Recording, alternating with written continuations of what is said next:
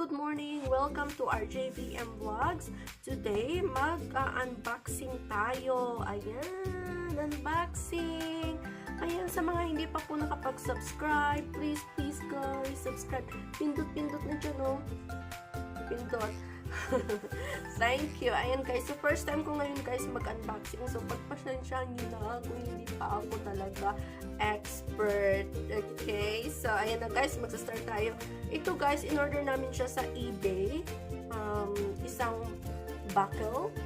So, tinry lang namin kung safe ba mag-order sa eBay. Kasi alam nyo guys, dati natatakot ako mag-order kasi baka nga hindi dumating or ano. So, ito na nga, buksan na natin siya guys. Ito yung box. Ganyan lang siya, flat. Flat lang yung box. Kasi buckle lang naman ito. So, ganyan lang siya. Buksan natin. Sulit naman ba ang binili namin sa eBay? Si hubby ko actually ang bumili nito guys. Buckle siya. Ayan. Buksan natin. May ano siya guys sa likod. Ayan. Packing list in close. Tignan natin kung anong palagay. Aha! Ayan guys, kung ano yung in-order mo, nandiyan sa lahat. Tapos, ang nag-deliver dito guys sa bahay is Aramex.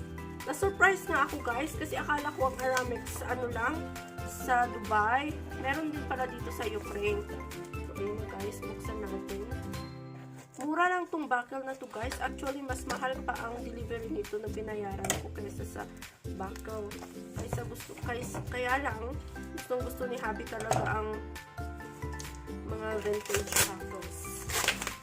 Mahilig talaga siya sa mga buckles. Actually, ang dami niyang buckles na talaga guys na collection. Yan, i-insert ko dito sa ating bag. Ang hirap na ang buksan nito. Sikip talaga, no? Sigurado.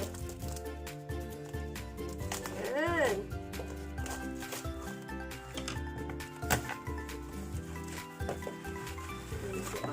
Ayan siya, guys. Ang liit lang. Maliit lang siya. Ayan, ano naman niya. Ayan. Nakabubble wrap siya. Pero mabigat, guys. Mabigat. Parang sandwich lang siya, guys. So, nabuksan na.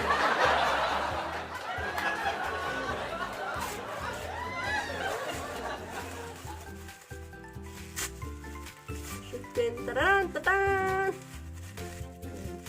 Ayun! Mabigat siya, guys. Ayan siya. Ayan. Ganda.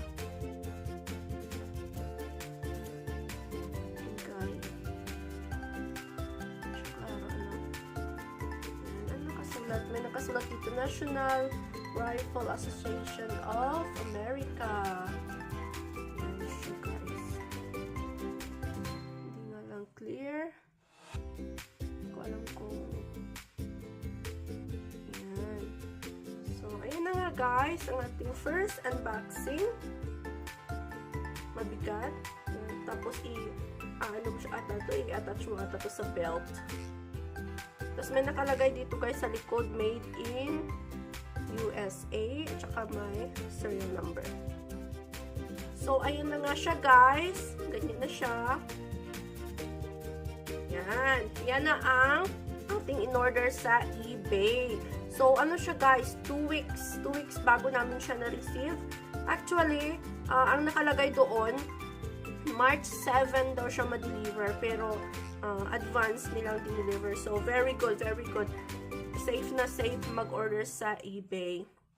So, ayan guys, thank you for watching. Sana manood kayo ulit sa next naming mga vlog at mag-subscribe kayo sa aming channel. Thank you so much guys. Goodbye. Bye-bye.